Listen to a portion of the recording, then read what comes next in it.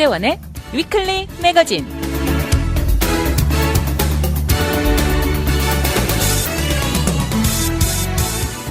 안녕하세요. 위클리 매거진의 문대원입니다. 한국이나 미국에서나 은퇴한 사람들이 하는 말 중 이 나이에는 일할 곳이 있다는 것만도 얼마나 고마운지 모른다는 말을 자주 듣게 됩니다. 최근에 은퇴한 사람들이 갑자기 할 일이 없어지고 생활 패턴이 바뀌면서 약간의 적응이 필요하다는 말도 하는 것입니다. 개인 비즈니스를 하는 사람은 본인이 원하는 대로 어느 정도 조절할 수 있는 것과 달리 직장 생활을 오래 해왔던 사람의 경우는 더 그럴듯 싶습니다. 이러다 보니 미래에 대한 계획을 일찌감치부터 해놓아야 하는 것에 대한 중요성을 실감하게 됩니다. 젊은 시절에는 그 순간 뜨겁게 열정을 쏟아부으면서 앞만 보고 질주하느라 이런 생각이 미처 닿지 못할 가능성이 높다는 것입니다. 적절하고 현명한 은퇴 준비, 무엇보다 중요하다는 생각이 머릿속을 가득 채웁니다.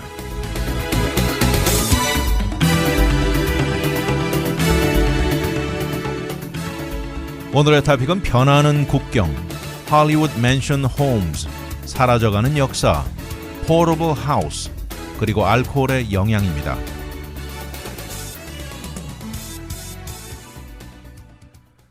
여러분이 요새 기후변화에 대해서는 자주 듣죠. 이 자주 듣는 현재 지구상의 문제인데요. 이로 인해서 많은 것들이 영향을 입고 있다는 것도 다 압니다. 그런데 이번에 얘기는 그런 것 중 하나인데 이 두 개에 접해 있는 국가 간의 국경을 새로 그려야 할 것 같다는 이야기입니다. 바로 유럽의 이태리와 스위스랜드 사이 국경인데요. 바로 기후변화로 인해서 알프스 산맥에 빙하, 글레이셔가 녹아내리면서 일어나는 일입니다. 이로 인해서 양국을 나누는 국경의 일부 구간을 새로 그려야 한다는 것이죠. 이렇게 영향을 입은 구간은 유럽에서 가장 높은 산 중 하나로 널리 알려진 이름이죠. 매터호른 산 바로 아래인데요. 이 구간 근방에는 유명한 스키 리조트들이 여러 개 있습니다. 사실 이 매터호른이 이곳 디즈니랜드에 가면 있는 하얀 모양의 산이 바로 매터호른을 흉내낸 것이죠. 실제로 이태리와 스위스 간의 상당한 섹션의 국경은 이 빙하로 이루어지고요. 또 자연적인 능선과 쌓여있는 눈을 기준으로 정해진 것입니다. 그런데 요새 점점 녹아내리는 빙하가 이런 자연 국경이 움직이게 만드는 것이죠. 그러면서 두 국가는 국경을 바로잡는 방법을 물색 중입니다. 스위스 정부는 지난주 국경 변화에 동의한 상황이고 이태리 정부는 아직까지 입장을 내놓지 않고 있습니다. 사실 스위스랜드 내에는 1,400개가 넘는 빙하가 있고요.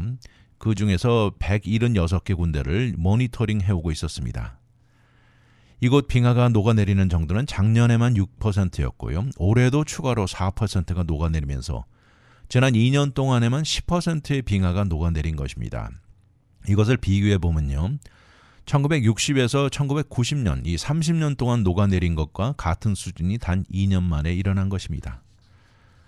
아무래도 이유는 지속적인 뜨거운 여름철이고 또 작년 겨울에 줄어든 강설량도 작용을 했다고 말을 하는데요. 현재 기후 패턴이 지속된다면 이런 변화는 가속도가 붙을 것이라고 전문가들이 말합니다. 어떤 곳에서는 빙하 전체가 아예 사라지는 경우도 속속 나타나고 있습니다. 이런 이유로 올해부터는 세인트 애나 펌 글래시어는 모니터링을 아예 중단해버렸습니다. 빙하를 수년 동안 매년 모니터링 해오던 한 기술자는 말합니다. 매년 같은 곳에 올 때마다 변화된 모습을 절실하게 실감한다 이렇게 말을 하면서요. 지금 남아있는 빙하도 그 이전보다는 한층 더 얇아지고 작아지고 회색이 더 나타나고 그러면서 우울하다 이렇게 말을 합니다. 빙하가 이렇게 사라져버리면 물론 멋있는 경관이 사라지는 것도 그렇지만요. 더 중요한 이유는 겨울철에 두터워진 빙하는 여름 기간 동안 서서히 녹아내리면서 유럽의 다양한 강을 형성하고 식수를 제공하고 또 유럽의 농작물을 가능하게 해주죠. 또 핵발전소를 시키는데도 절실한 존재라고 강조합니다. 지금 추세가 계속 지속된다면요. 2100년에 가서는 스위스랜드의 모든 빙하는 사라질 것이라고 말합니다. 이 스위스의 빙하를 모니터링하는 기관이 있습니다. 글래모스라는 이 네트워크인데요. 여기가 내놓은 리포트를 보면 이 역시 같은 이유로 뜨거운 여름과 줄어든 강설령을 가장 큰 이유로 들고 있습니다. 이로 인해서 새로 합의되고 정해진 국경이 절실하다고 양쪽 국가들은 이 경제적인 차원의 합의가 절실하다 이렇게 말을 합니다. 이렇게 정해진 새 국경에 따라서 자연 지역마다 어느 국가가 각각 책임을 져야 할지 정해질 것입니다. 특히 변화되어서 정해질 새 국경은 이 플라토 로사, The Carrel Refuge, 그리고 고바디 롤린 지역이라고 하는데 이 모든 것들은 메로혼 산에서 가깝고요. 그 유명한 저맷을 포함해서 여러 군데 스키 리조트가 있는 지역입니다.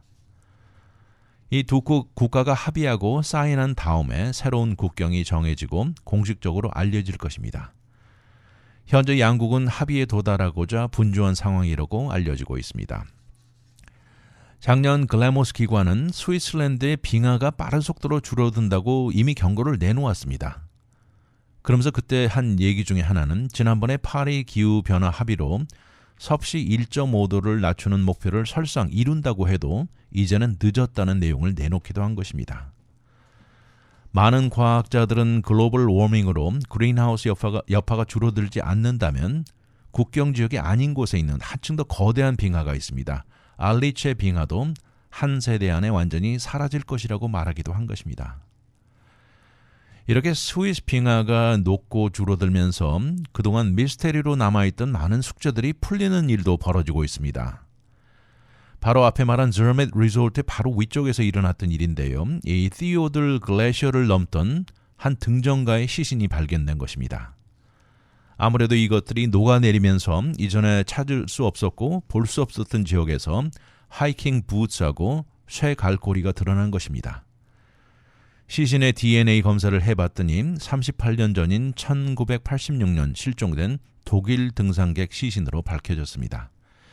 사실 그때 당시는 엄청난 구조 작전이 벌어졌었고요. 그렇지만 결국 시신을 찾지 못했는데 이번에 경찰은 시신 이름을 밝히지는 않았지만 하이킹 당시 실종 당시 38살이었다고만 말했습니다. 현재 알프스 산맥 안의 모든 빙하가 그렇듯이 티오들 빙하도 지난 몇 년 사이에 많이 줄어들면서 이런 일이 벌어지고 있습니다. 글로벌 워밍으로 유독 이 알파인 지역 빙하가 예민한 변화를 맞고 있다고 하는데요. 1980년대까지만 해도 금방 옆에 위치한 고모 글레이셔와 이 두 군데는 아예 붙어 있어 연결된 상태였다고 하는데 그렇지만 이제 두 개의 빙하가 나누어진 지도 이미 오래되었습니다. 이러면서 매년 여름철이 다가오면 얼음이 녹아내리면서 많은 것이 그 이전에 볼 수 없던 것들이 노출됩니다. 수십 년간 찾지 못하고 사라졌던 많은 물건, 시신들이 나타나는 것이죠. 작년에는 1968년 추락했던 비행기 잔해가 알리체 글래시어에서 모습을 드러냈던 것입니다. 2014년 그동안 실종자로 기록되어 있던 영국의 등산가 조나탄 콘빌이 헬리콥터 파일럿에 의해서 발견됐습니다. 이 메로운 산을 나르던 파일럿은 상공에서 무언가 이상한 것을 발견했던 것이죠. 콘빌 씨도 1979년 실종되었는데 수십 년 동안 수색 작업을 벌였지만 결국 그의 운명을 몰랐었는데 이번에 사망을 확인했습니다. 가족들은 슬펐지만 그래도 그가 너무나 사랑했던 산에서 마지막 삶을 마감했다는 사실을 위안으로 삼았다는 것입니다. 그런가 하면 그 후 1년 뒤 메로혼 글래시어 가장자리에서 일본 등산가 2명의 시신이 발견되기도 했는데 그들은 1970년 그때 당시 거센 눈 폭풍 후 사라진 사람들이었습니다. 기후변화는 다양하게 우리 생활은 물론이고 우리가 살고 있는 지구에 많은 변화를 가져오고 있습니다. 그중에 거칠은 알프스 산맥과 빙하로 정해지는 자연 국경을 사이에 두고 있는 이태리와 스위스랜드 사이 국경에 이것으로 인해서 새로운 국경을 정하고 변하는 일이 벌어지게 된 것이 현실입니다. 잠시 후 돌아오겠습니다.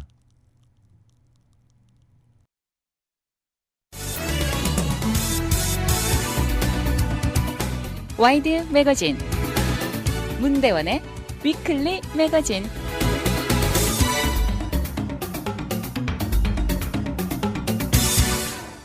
가격도 엄청나게 몇백만 달러가 넘는 헐리우드 맨션들, 이 주택들이 고난에 빠져 있습니다. 이 집은 아주 이름난 건축가가 디자인한 것이고요. 한때 유명한 헐리우드 프로듀서가 살았던 집입니다.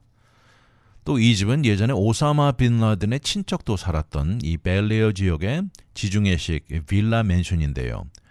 이번에 완전히 낙서, 그래피티로 뒤덮인 구조물이 되어버렸습니다.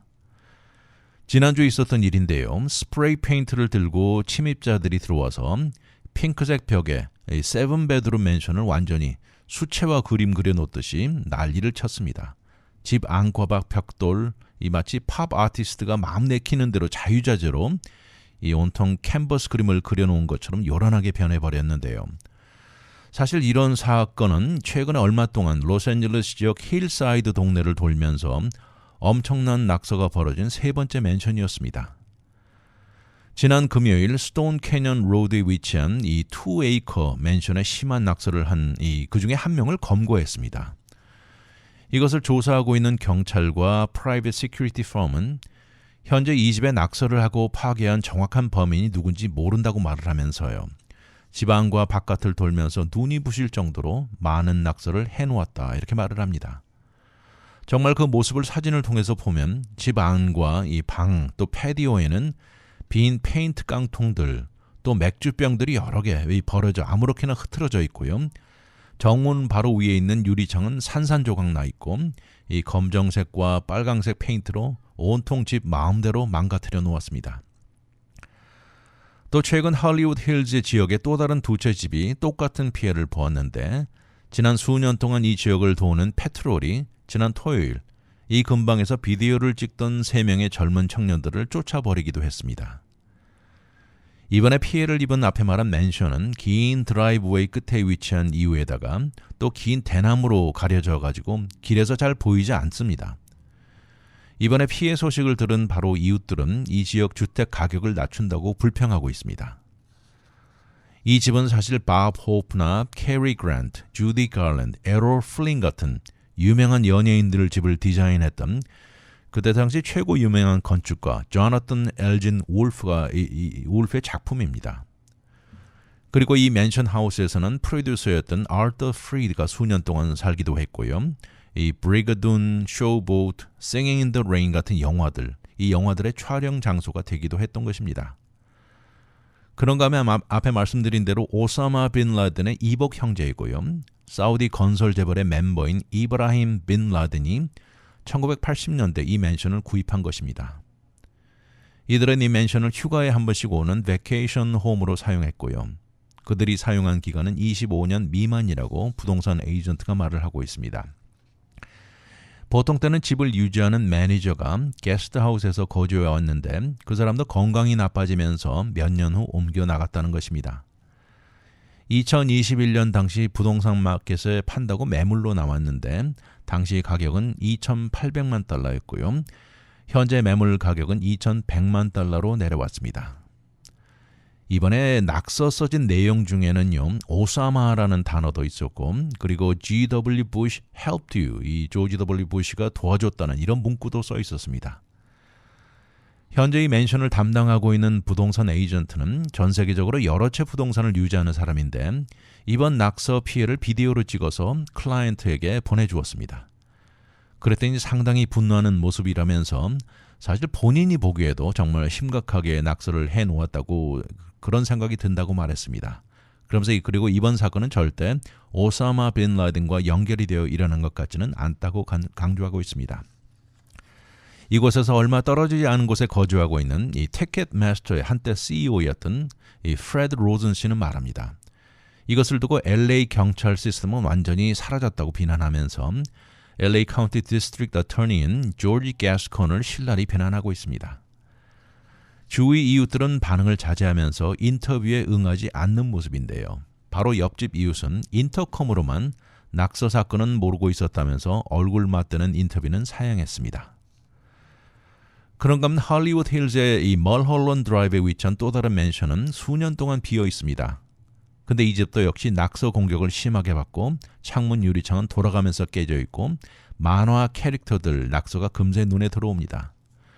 그래서 그런지 요새 지나가는 사람들이 차를 세우고요. 이 완전 총천연색으로 변한 이 마치 아이들 놀이터 같은 맨션을 구경하고 사진을 찍기도 합니다. 이웃들도 이런 것을 보면서 정말 한숨을 쉬면서 우리 동네가 완전히 그래피티 맨션 지역으로 변했다면서 할리우드 힐스의 한 중심에 이런 것이 있다는 것이 수치스럽다 이렇게 말을 합니다. 지난주 LA 타임스는 집주인의 변호사와 연락이 가능했고요. 이웃 주민들의 불만을 메시지를 전달했습니다. 그랬더니 그러자 이 집의 소유자는 이 LA 타임스와 이웃들에게 공식 사과문을 내놓기도 했습니다. 알고 봤더니 집주인은 40살의 아주 젊은 나이에 TV와 필름 프로듀서인 존 파워스 미들턴입니다.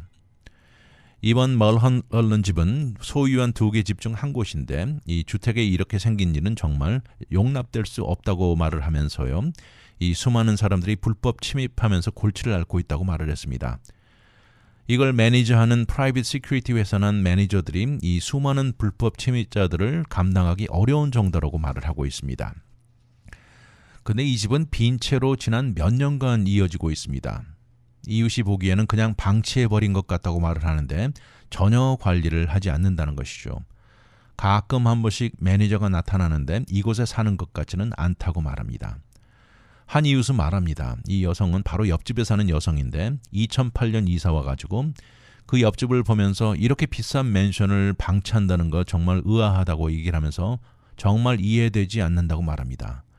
정상인 사람치고 어떤 누가 이럴 수 있느냐고 하면서 $10,000,000가 넘는 집을 그냥 방치하는 사람이 어디 있느냐고 묻습니다. 이것은 앞에 말씀드린 미들턴은 빌리어네어 사업가의 아들입니다. $10,000,000가 넘어가는 맨션을 그냥 버려놓듯이 해놓고 있어 LA 지역에서 사실 이 지역은 최고 부유 지역 중에 한 곳이죠.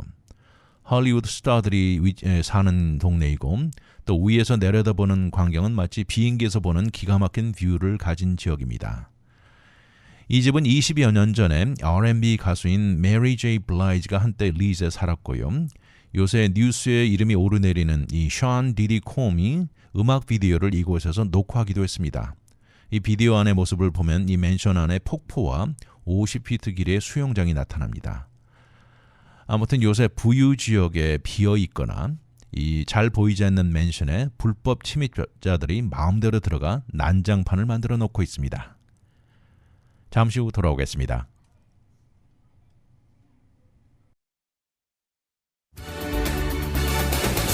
오늘의 미국 안 봐도 눈에 환합니다. 와이드 매거진 문대원의 위클리 매거진.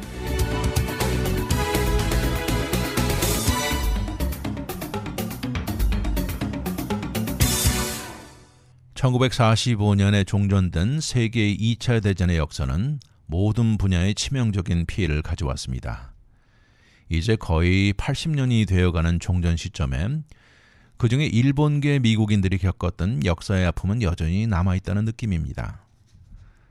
현재 캘리포니아주 이 주택 부족 위기로 곳곳에서 문제는 좀처럼 나아질 줄 모르고 있는 상황에 최근에 샌호세시에서는 캘리포니아주 전체에서 아마도 가장 오래된 일본인들이 소유한 농장이 새로운 현대식 주택지로 변모된다고 결정했습니다. 샌호세 일본타운은 현재 미국에 남아있는 단 3군데 저펜타운 중 한 곳이고 이 중에서도 농장이 깊숙한 뿌리를 갖고 있는 유일한 곳입니다.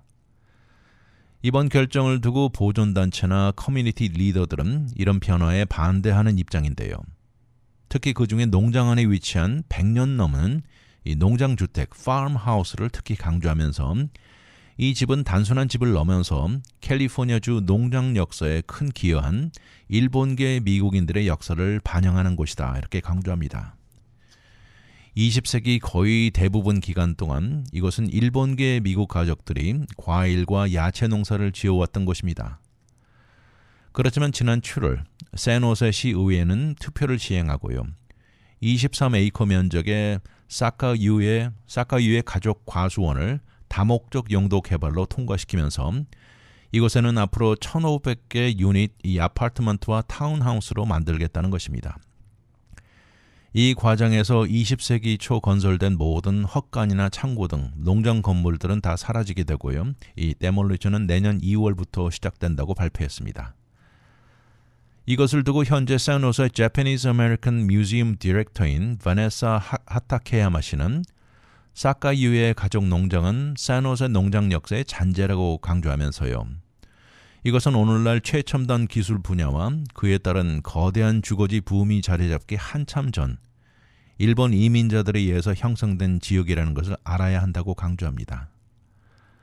오늘날 실리콘밸리가 지속적으로 팽창하고 개발되는 현실에 농장을 건설하고 피땀 흘린 이민자들의 노력이 묻힌 이곳의 역사가 쉽게 사라져버리기 쉽다는 말이죠. 그리고 만약 2차 대전 당시 일본계 미국인들이 그들의 농장을 지속적으로 유지할 수 있었다면 이 사카이유의 가족 같은 케이스가 얼마나 더 큰 번영을 누릴 수 있을지에 대한 이 심볼이라고 말합니다. 특히 팜하우스를 보존하려는 노력이 아주 강한데요. 농장 주인인 아이치 사카이유에 씨가 평생 살았던 집이기에 더 큰 의미를 갖는지도 모를 일입니다. 이 집은 1920년대에 지어졌고요. 그때 당시 Japanese American 농장 역사와 참아내고 견뎌내야 했던 미국 정부의 심한 차별을 반영하는 곳입니다. 아이치 사카이유에 씨의 아버지 이 유와키치 씨는 이 시민이 아니면 특히 일본 농부들은 이 땅을 구입할 수 없다는 캘리포니아 주 법이 통과되기 6년 전에 이 바로 1907년 땅을 구입했던 것입니다. 2차 대전이 일어나기 전 사카이유의 가족들처럼 일본계 농부들은 캘리포니아 주 전체 농업 경제에 거대한 기여를 해왔습니다. 상업용 야채 전체의 40%, 그리고 온실 꽃 재배의 70%를 차지했던 것이죠. 그렇지만 진주만 공격 이후 수천 개의 일본계 농장, 주택, 비즈니스들은 모두 압수당했습니다. 이것을 오늘날 돈으로 환산하면 40억 달러 가치가 넘는다고 나와 있는데요. 그리고 1960년대 와서 종전이 되고 60년대 와서 일본계 미국인들 농장은 전쟁 이전의 4분의 1 수준으로 떨어진 결과를 가져온 것입니다. 다 아시다시피 당시 일본계 미국인들은 수용소, 인터먼트 캠프로 이동되면서 모든 것을 잃었죠. 지금 100세에 가까워진 한 일본계 미국인은 지금도 번호 19949를 기억합니다. 우리는 이름도 얼굴도 없는 수용소 번호였다, 이렇게 말을 합니다. 진주만 공격 이후 1942년 2월 19일 루즈벨트 대통령은 미 서부 지역에 사는 모든 일본계 미국인들을 이들의 집과 비즈니스를 압수하고 수용소로 보내라는 대통령 executive order에 서명했습니다. 12만 명이 넘는 대부분 농장을 경영하던 일본계 미국 시민들이 강제로 수용소로 끌려간 것이죠. 전쟁 이전 서부 지역의 일본계 미국인들 중 3분의 2는 농업에 종사했습니다. 그런데 이렇게 강제 수용소로 끌려가면서 이들은 모든 것을 잃어버렸던 것이죠. 1988년에 와서 로널드 레이건 대통령이 공식 사과와 생존자 한 명당 2만 달러를 보상하는 것에 사인했죠. 그렇지만 2만 달러라는 돈 액수보다 공식적인 미국 정부의 사과는 몇 배 더 큰 의미가 있다는 것이었죠. 실제 손실을 계산하기는 절대 불가능합니다. 아이치 사카이유에 씨도 2차 대전 당시에 와이오밍주에 있는 하트 마운틴 수용소로 이동됐습니다. 근데 이 사람은 한 가지 다행이었던 것은 바로 그의 이웃인 에드워드 실리 씨가 이 기간 동안 농장을 돌봐주었던 것입니다. 그리고 전쟁이 끝나고 돌아온 뒤 농장을 다시 돌려준 것이죠. 사케유에 씨는 2005년 세상을 떠났지만 농장은 여전히 활발히 돌아가고 있고요. 또 다른 일본계 농업가족 수쿠다 가족이 땅을 리즈해서 지난 40여 년 동안 과일 재배를 해오고 있습니다. 지금 샌호세 부시장인 로즈메리 카메이 씨는 일본계 미국인들이 겪어야 했던 역사, 이것은 차세대들이 꼭 알아야 하는 것이고 매우 중요하다고 강조합니다. 그래서 그런지 여러 달에 걸친 보존단체들 노력 결과로 시의회는 팜하우스 보존에서 이것을 야외 박물관인 히스토리 파크로 옮기기로 결정했습니다. 그리고 이러는 과정에 들어가는 경비는 50만 달러 들어간다고 발표했습니다. 카메이 부시장을 비롯해서 커뮤니티 지지자들 지원을 약속했고요. 오늘날 사카이유의 후손들은 캐롤린 사카이유에 또 제인 메이 등 아버지의 팜하우스가 히스토리 파크로 옮겨진다는 것을 지원한다고 말했습니다. 이번 개발 프로젝트를 앞두고 발표된 환경적 차원의 여파를 두고 팜하우스를 부서뜨리지 않고 유지하는 것은 주택 400유닛과 가격대가 저렴한 집을 짓는데 3분의 1을 줄이는 결과를 가져올 것이라고 얘기를 하면서 그들은 팜하우스 이동도 결코 마음에 들어하지 않는다는 것입니다. 그리고 팜하우스를 퍼블릭 파크로 옮기고 나면 여기에 따르는 유지 비용도 시정부의 추가 골칫거리가 될 것이라고 부정적인 견해를 내놓고 불만을 표시하고 있습니다. 잠시 후 돌아오겠습니다.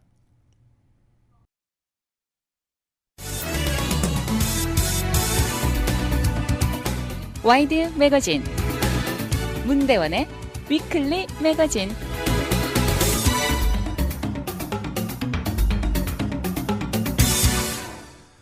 요새는 필요한 것이 있으면 뭐든지 아마존에서 살 수 있는 세상이죠. 그런데 아주 조그만 집을 아마존에서 살 수 있다면 놀라시겠어요? 아주 작은 집입니다. 침실 3개에 햇빛도 너무 잘 들어오고 바퀴도 달려 있어서 필요하다면 옮기기도 쉽다는 것입니다. 본인이 만약 아주 작은 집에 살아보는 생각을 해본 적이 있다면 아마존에 한번 들어가 보세요. 움직일 수 있는 베케이션 홈 용도로도 가능하고요. 친척들이 방문했을 때 사용할지 아니면 본인이 그 안에서 영구히 사는 거주지로도 가능한 옵션입니다. 이렇게 조그만 주택을 내놓은 회사 이름이 Nomad Nest라고 하는데요. 이들이 내놓은 여러 가지 모델 중에 대표적인 모델이 바로 Nomad Nest Portable Modern Tiny House입니다. 근데 놀라운 게 가격이 94,500달러, 10만 달러가 안 됩니다. 바퀴 달린 3베드룸에 안에 공간도 상당히 넓어 보이고요. 거의 400 스퀘어 풋이 된다고 나와 있습니다. 이것은 흔히 보는 RV보다 몇 배 넓어 보이고 비교도 되지 않는 주거지라는 것을 강조하고 있습니다. RV보다 한층 더 안락해 보이는 분위기에 정말 집더나 진짜 집 같은 분위기를 가져준다는 것이죠.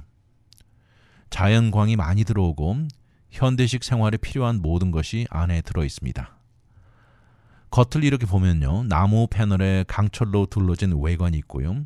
또 안에 들어가서 보면 아주 환하게 뚫린 키친이 보이고 라운지도 제법 큽니다. 그리고 그 옆으로는 빌트인 된 이 소파가 있고요. 4명이 앉을 수 있는 다이닝 테이블도 있습니다. 그리고 한쪽 끝으로 가면 1층 침실 베드룸이 있습니다. 그리고 반대편 끝에는 이 풀 바스룸에 또 변기에 샤워, 목욕탕 바스톱까지 있습니다. 거기다 이렇게 작은 집안에 로프트가 위쪽으로 2개 있으면서 양쪽 사이드의 위 레벨 로프트에는 오피스나 스토리지 또는 추가 침실이 될 수도 있는 것이죠. 거기다 1층에 소파 베드를 설치하면 이들이 주장하는 것은 맥시멈 6명까지도 잠잘 수 있다는 회사 측 주장입니다. 돌아가면서 창문이 많아서요. 자연 햇살이 많이 들어오고 부엌에 2중 레벨로 된 빨래, 워셔 앤 드라이도 충분히 들어가 있습니다. 이중 로프트 레벨로 모던 타이니 모델의 하우스 모델이 가장 룸이 많은 옵션이라고 나와 있습니다. 이것은 축이 3개짜리 트레일러 위에 놓여 있으면서 원한다면 가고자 하는데 편안하게 옮겨갈 수 있다는 것입니다. 이것이 가장 큰 장점이라고 강조하는데 그래서 회사 이름처럼 유목민, 노매드라 그러죠. 노매드 같이 유목민처럼 집을 지참하고 다닐 수 있다는 것이죠. 10만 달러 아래의 가격으로 주택을 마련할 수 있다는 것이죠. 다른 모델들도 있는데 가장 저렴한 어떤 것은요. 5만 달러 이하도 있습니다. 바로 이 5만 달러 이하 이 모델이 Futuristic Mobile Capsule Smart Home이라고 부르는 모델인데요. 가격이 49,900달러입니다. 이것은 바닥에서 천장까지 긴 창문이 달려 있어서 아주 밝아 보입니다. 이것도 거의 400 스퀘어 풋 면적으로 베드룸이 하나 있고요. 풀 바스에 키친, 리빙룸, 스마트 테크놀로지가 많이 들어 있습니다. 그래서 모터가 달린 자동 커튼도 있고요. 전기 자동 선루프가 있고 스마트 토일렛, 또 바닥 전체가 히터가 설치된 히티드 플로어를 갖추고 있습니다. 또 다른 모델은 마운틴 스타일 모듈러 타이니 하우스라고 나와 있는데요. 64,900달러입니다. 이것은 컨테이너 홈 트렌드로 만들어진 것인데 이 강철로 만들어진 공간 안에 3베드룸이 있고요. 이 코너에 만들어진 소파, 또 그 쿠션 밑에 숨겨진 스토리지 스페이스들, 로프트도 있고요. 베드룸 창문은 더블로 2겹으로 되어 있습니다. 마지막 모델은 Extended Size Modern Tiny House라고 부르는데 이것은 92,500달러이고요. 맨 처음에 말한 첫 번째 모델과 비슷합니다. 근데 사이즈가 조금 더 크다고 하네요. 이렇게 추가된 공간으로 인해서 부엌과 리빙 공간이 완전히 나누어져 있고 침실에는 퀸 사이즈 침대가 충분히 들어갑니다. 다른 방을 오피스나 스토리지로도 사용이 가능하다고 나와 있습니다. 이렇게 이 얘기를 듣다 보니까 정말 미래형 소형 주택들이 놀랍게도 우리 바로 옆에 가까이 와 있으면서 아마존에서 구입이 가능하다는데 이런 회사가 한 곳만이 절대 아니네요. 사람마다 용도나 필요한 것이 다 다르듯이 게스트가 방문하고 이 사용이 적격하고요. 또 원하는 대로 언제고 다른 곳으로도 가져갈 수 있는 것이죠. 두 번째 회사는 버먼트주에 위치한 텐폴드 엔지니어링 회사 제품입니다. 이것도 미래형 이미 제작된 프리팹 빌딩들을 만들어 온 것인데요. 이것은 버튼 한번 누르고 자동으로 펼쳐지는 시스템을 개발해 내놓았습니다. 이들은 내놓은 제품을 차세대 개발품이라고 부르면서 TF-20으로 부르는데 비즈니스나 다양한 단체들에게 새로운 장소로 옮겨서 빠르고 손쉽게 작동되는 스트럭처를 제공한다고 강조하고 있습니다. 다양한 옵션들이 가득 차 있고요. 필요에 따라서는 커스텀으로 제작도 충분히 가능하다면서 무궁무진한 가능성을 제공하고 있습니다. 이런 회사에서 나오는 이 집들은 스탠더드 사이즈 쉬핑 컨테이너로 만들어져 가지고 옮기기 너무 쉽고 릴로케이션의 제일 손쉬운 방법이 될 것이라고 셋업이 너무 간단한 것이 놀라울 정도라고 말을 합니다. 이것을 주문해서 딜리버리 도착하면요. 셋업하는데 1시간 미만으로 가능하다고 회사 측은 주장합니다. 쉬핑에 따라온 것들을 모두 분리하고 시큐리티 핀도 빼내고요.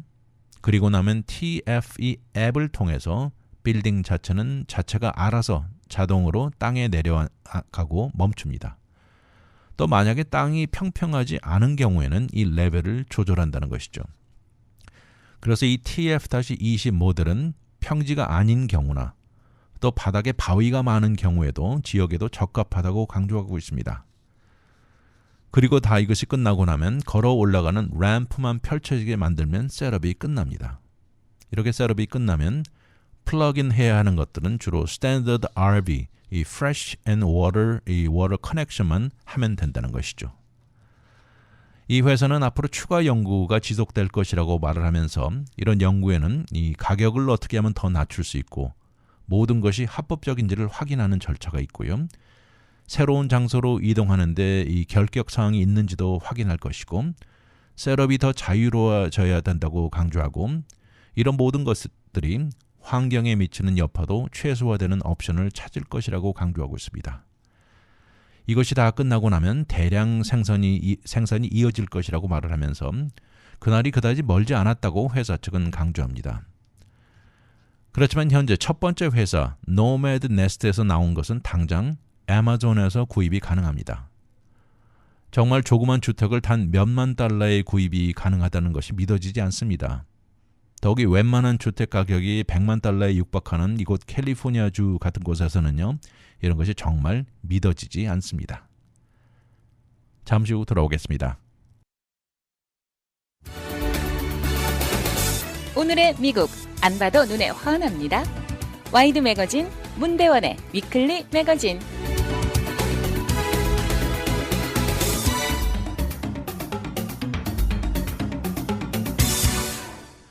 기쁘면 기쁜 대로, 슬프면 슬픈 대로 우리 사회생활에 알코올은 중요한 일부를 차지합니다.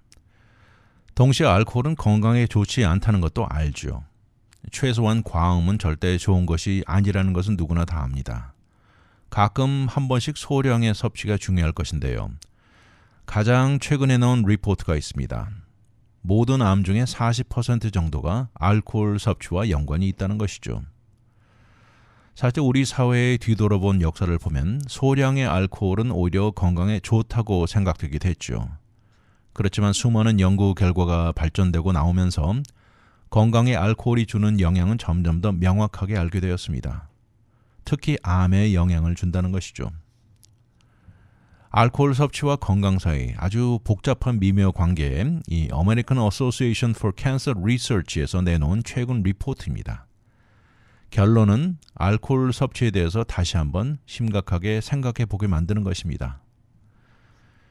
이번 리포트의 저자는 모든 암 중에 40% 정도는 우리가 컨트롤할 수 있는 위험 요소라고 강조합니다. 다시 말해서 알코올 섭취를 우리가 컨트롤할 수 있다는 것이죠. 특히 이 중에 6가지 암을 들었는데요.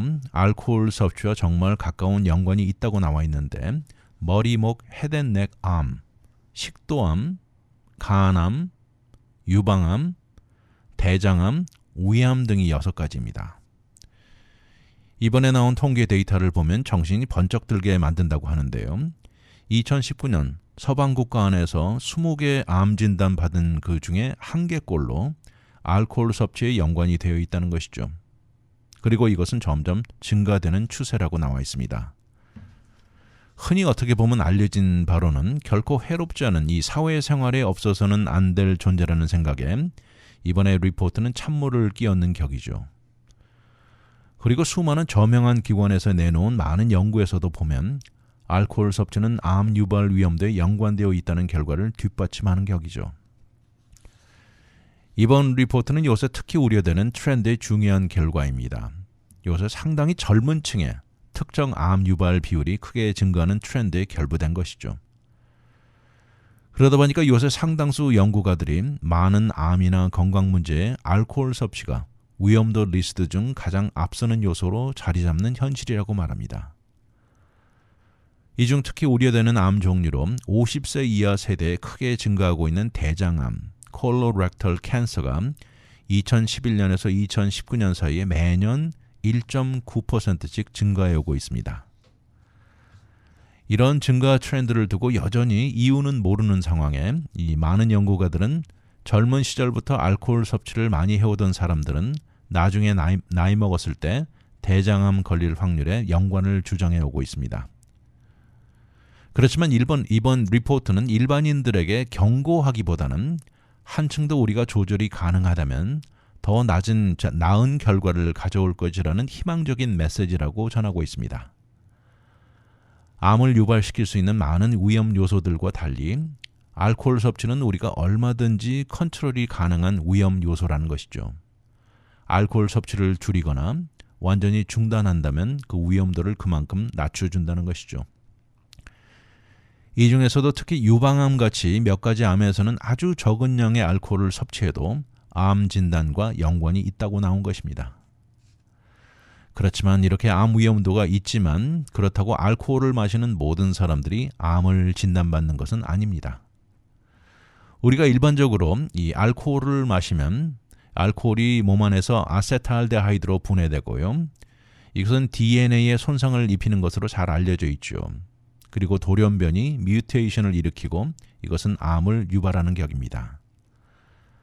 거기다 알코올은 정상적인 우리 몸 생리 현상에도 부정적인 영향을 줍니다. 예를 들어서 영양분과 비타민 흡수를 저하시키고요. 우리 몸의 호르몬 레벨을 변하게 만들고 해로운 케미컬이 입과 식도안 세포를 파고 들어가는 것을 한층 더 수월하게 해주기도 하고 또 우리 몸 안 내장 안에 우리 건강과 웰빙에 중요한 마이크로바이옴이라는 이 부르는 흔히 좋은 박테리아에도 좋지 않은 영향을 주는 것입니다. 여기다 알코올 섭취에 토베코나 담배 흡연이 합쳐지면 암 유발 위험도는 그만큼 더 커지는 것이죠. 또 역시 마찬가지로 적은 활동량의 비만, 여기다 알코올 섭취가 합쳐지면 그만큼 위험도가 높아지는 것이죠. 알코올, 술은 종류도 다양합니다. 맥주에 와인에 위스키 등. 그렇지만 알코올 종류에 따라 다르게 생각될 수 있는데 실제 모두 마찬가지입니다. 알코올의 케미컬 이름이 에탄올인데 이 에탄올이 암 유발에 연관이 있다는 것이죠. 어떤 연구 결과를 보면 레드 와인은 일종병, 특히 심장질환 같은 것에 보호 역할을 해준다는 것이 나와 있죠. 그렇지만 이것이 암 유발을 예방하는지 여부는 증거가 없는 상황입니다. 그렇지만 우리가 간단히 생각해 보면 알코올이 가져다주는 혜택을 주는 가능성보다는 위험도가 한층 더 큰 것은 명확합니다. 이번 리포트의 메시지는 와인 한 잔이나 친구들과 시원하게 마시는 맥주 같은 것을 포기하라는 것이 아니고요. 알코올이 동반할 수 있는 위험도를 인식하고 인생에 추구하는 건강한 생활 습관에 어울리는 생활, 이것을 강조하는 것입니다. 뭐든지 적당량을 즐기고 정확한 사실을 알면서 본인 스스로가 결정을 내려야 한다는 것이죠. 알코올은 암뿐만 아니라 수많은 부정적인 영향을 줍니다. 영국에서 나온 최근 연구 하나를 보아도 13만 5천 명 이상을 대상으로 이루어진 연구인데요. 알코올을 많이 마시면 마실수록 어떤 이유로든 사망의 위험도는 높아진다는 결과였습니다. 이런 비슷한 연구 결과들은 결국 일반인들에게 알코올 섭취와 연관된 모든 위험 요소들을 제대로 알고 따르는 적절한 교육의 중요성을 보여주는 것이죠.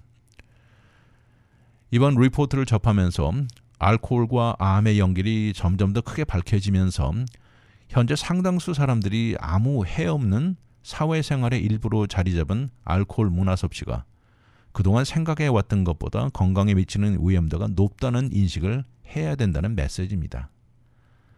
실제로 알코올이 건강에 좋지 않다는 생각하는 사람 비율이 생각보다 적다는 것이죠.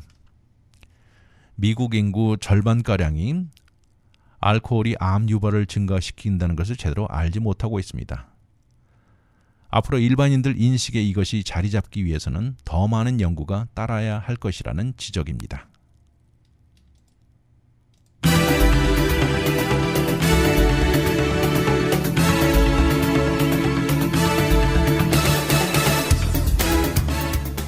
사회생활에 아주 쉽게 접하게 되는 알코올은 생각보다 건강에 좋지 않다는 최근 리포트입니다. 그중에 특히 상당 비율이 암 유발도에 알코올이 연관되어 있다니 다시 한번 생각하게 됩니다. 다양한 만남을 갖다 보면 생각지 않게 과음을 할 경우도 있는데 적절한 판단과 현명한 행동이 중요할 것입니다. 무엇이든 moderation이라는 적당히가 제일 현명하다는 전문가들 추천입니다. 아무리 레드와인이 좋다고 해도 알코올이 주는 혜택보다는 건강에 부정적인 영향이 한층 더 크다는 것을 잊지 말아야 할 것입니다. 아무튼 건강한 삶을 위해서는 알코올뿐만 아니라 적절한 움직임과 생활 습관이 모두 합쳐져야 할 것입니다. 위클리 매거진은 인터넷을 통해 다시 들을 수 있습니다. radiokorea.com에 들어와 다시 듣기를 누르시고 편안한 시간에 들으십시오. 또한 위클리 매거진을 유튜브에 들어와 RKTV 1540을 통해서도 들을 수 있습니다. 지금까지 위클리 매거진 진행의 문대원이었습니다. 감사합니다.